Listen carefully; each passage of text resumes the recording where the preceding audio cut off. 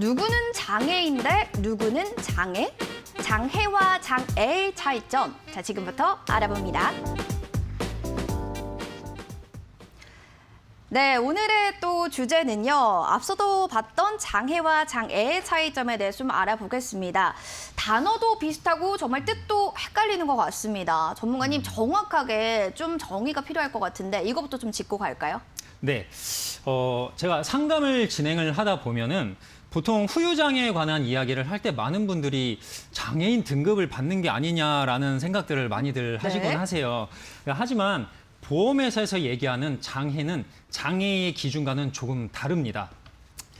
우선 보면은 장애는 상해나 질병을 치료하고 완치하고 나서 한시적이거나 혹은 영구적인 훼손 상태가 되는 것을 말을 하고 있고요.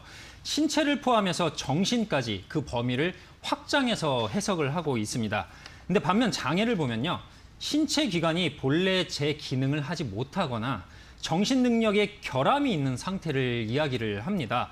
즉, 나라에서 장애 기준을 판단을 해서 국가의 복지 혜택을 보는 정도의 상태를 말을 하는 거죠. 어떻게 보면 이게 비슷한 듯 보이지만 개념 자체가 조금 다릅니다. 장애를 얘기를 하면은 이건 보험회사에서 만든 약관 규정에 의해서 지급되는 것을 이야기를 합니다. 그 근거는 장애 분류표에 따르고 있고요. 표현도 장애 요율로 표현을 하고 있습니다. 반면 장애를 보면요. 국가에서 정한 법령으로 규정을 하고 있고요. 보건복지부에서 장애인으로 등록이 되는 것이라고 생각을 하시면 되세요. 그리고 표현도 보면은 장애 등급이라고 표현을 하고 있습니다. 그렇네요. 딱 표를 보니까 자세히 시각화가 좀 되는 느낌입니다. 일단 장애는 보험회사에서, 장애는 국가에서 좀 지정이 된다라는 점을 확인을 해주셔야 될 것 같습니다.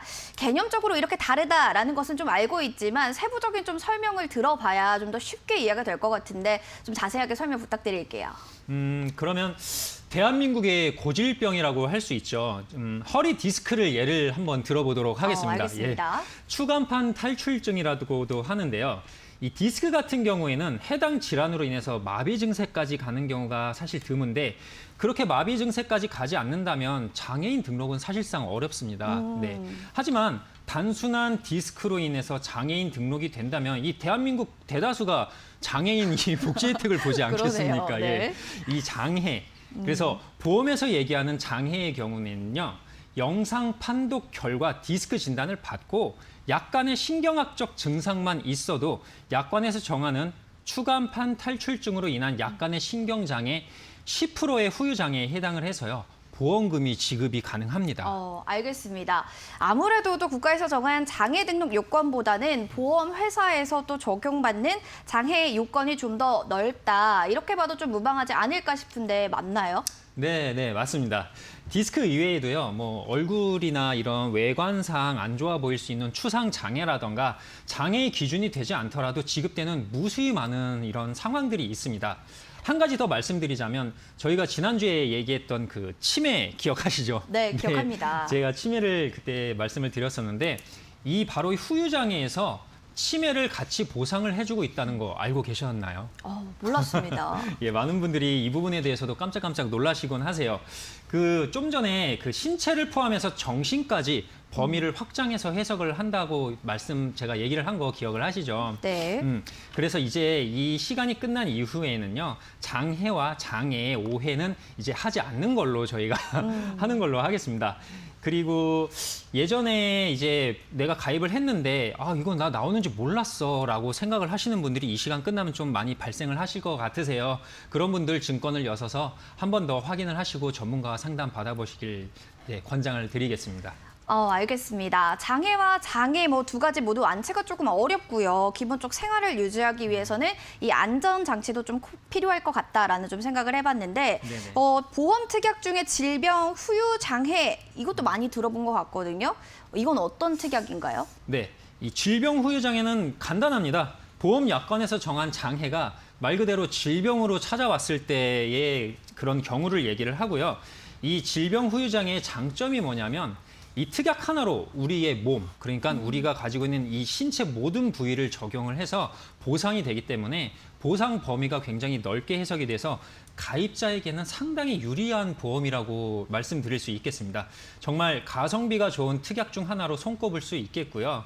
MC님 혹시 이 장애를 생각을 할 때 네. 이제 좀 다쳐서 사고로 인해서 생기는 게 많다고 생각을 하시나요? 아니면 아파서 질병으로 인해서 오는 게 많다라고 생각을 저는 하시나요? 사고 때문에 많을 거다라고 생각을 하는데 맞나요? 네, 맞습니다. 대부분 그렇게 생각들을 하세요. 사고로 인한 장애가 많을 거라고 많은 분들이 생각을 하시는데 이 노화로 인한 퇴행성 질환들이 최근에 많이 이제 발생을 하다 보니까 질병으로 인한 장애가 훨씬 더 높은 비율로 나타나고 있습니다. 이게 좀 놀랍지 않으세요? 좀 놀라운 사실인 것 저도 좀 같습니다. 이 부분에 대해서 놀란 부분이 있습니다. 근데 우리나라는 현재 초고령 사회로 가고 있습니다. 앞으로 이러한 비율이 더 늘어날 거라고 생각이 되는데요. 이 많은 분들이 걱정하고 계시는 뇌혈관 질환만 보더라도 이 치료를 하고 난 후에 후유장애가 남을 확률이 무려 75%나 된다고 합니다. 네. 그래서 이런 질병 후유장애에 대한 대비의 필요성이 상당히 커지고 있는 추세입니다. 알겠습니다. 이렇게 노령화와 고령화 사회에 대해서 또 살짝 언급을 해주셨는데요. 저는 또 여기서 궁금한 점이 있습니다. 일단 보험료를 생각할 때 가능한 한 좀 나이가 들어서 가입을 하는 게 유리하지 않을까라는 생각 드는데 이 부분에 대해서는 어떻게 보세요? 상당히 좋은 질문, 아주 날카로운 질문을 해주셨습니다. 가장 제가 많이 들어본 질문이고 그리고 또 많은 분들이 궁금해하시는 부분이라고 저는 생각을 합니다. 우선 말씀드리면 보험은 오늘이 가장 가입하기가 좋습니다. 그 이유를 두 가지로 요약을 해볼 수 있겠는데요. 먼저 첫 번째로 오늘이 가장 어린 날이기에 가장 저렴하게 가입이 가능하고요. 그리고 두 번째는요. 오늘이 가장 건강한 날이기에 가입을 할 때 심사가 편리하다라고 말씀드릴 수 있겠습니다. 아직 보험이 필요 없다라고 하시는 분들이 간혹 가다가 좀 있으세요. 네. MC님 보험이 필요하다고 느끼는 순간이 혹시 언제일까요? 저 같은 경우에는 뭐 교통사고 발생이 되었을 때도 굉장히 필요할 것 같고요. 갑자기 또 아프거나 아니면 좀 이런 상황이 있었을 때 좀 보험이 있어야 된다라는 생각하는데 맞지 않을까요? 맞습니다. 제가 방금 말씀드리려고 했던 게 그 부분이에요. 보험이 필요하다고 느끼는 순간은요. 보험이 필요한 순간입니다. 보험이 필요한 순간은 결국 아프거나 다쳤을 때인데요. 내게 필요한 이 보장이 제한적으로 가입이 될 확률이 높습니다.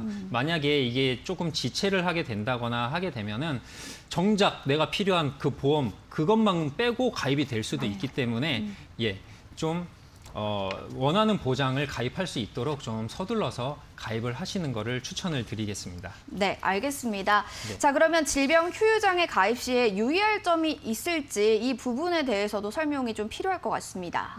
상담시 증권을 열어보면요. 질병 후유장애에 가입되어 있는 분들이 꽤 많습니다. 하지만 제대로 가입되어 있는 분들이 많지 않으세요. 이 질병 후유장애는 크게 두 가지 특약으로 나뉘게 됩니다.